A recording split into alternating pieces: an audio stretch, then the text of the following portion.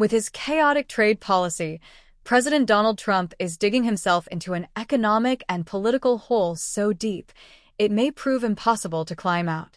On Wednesday morning, just after markets spent a day reeling from Trump's on-again, off-again threat to levy extraordinary energy, steel, and aluminum tariffs on Canada and to destroy the country's auto industry, Trump placed tariffs on all steel and aluminum imported from every country around the world, a policy that could drive up prices on a broad range of consumer and industrial goods for Americans.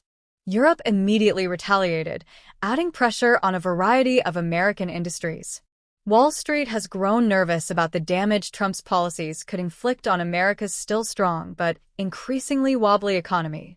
Stocks have plunged, with the Nasdaq falling into correction, a decline of 10% from its recent high, and the S&P 500 flirting with that inauspicious territory.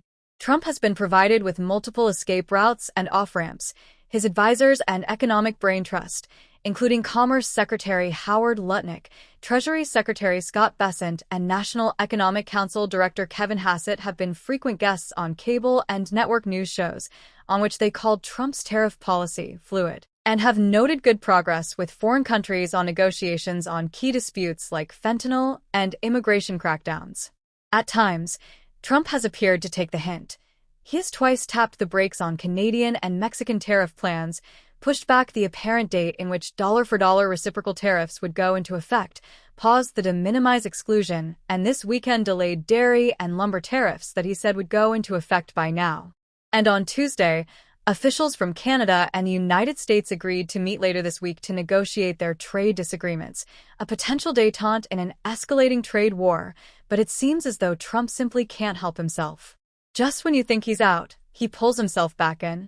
Trump has become addicted to tariffs because of the kind of concessions he can gain from them. In exchange for a threatening social media post and a promise meeting, Ontario backed away from punishing electricity surcharges. The president is in a tight spot, and every tariff, or threatened tariff, makes his position more difficult, said Simon Johnson, professor of global economics and management at MIT. If he keeps going in this direction, prices will rise and the economy will slow even further. Wall Street, corporate America, and consumers are growing fed up with the routine. Investors are concerned this will become an own goal, manufactured economic slowdown, said Art Hogan, chief market strategist at B. Riley Wealth Management. We don't know what the endgame is. If he's not careful, Trump could seriously harm America's economy with the higher prices tariffs could inflict on businesses and consumers. Ironic for a president who was elected because issue number one for Americans was an inflation crisis. For anyone who voted for Donald Trump on his promise to lower prices, it's going to be a shock and potentially infuriating that prices haven't gone down, and instead, they've gone up, said Scott Lincecum, Vice President of General Economics at the Cato Institute's Stiefel Trade Policy Center. I don't see an economic or political way out of this.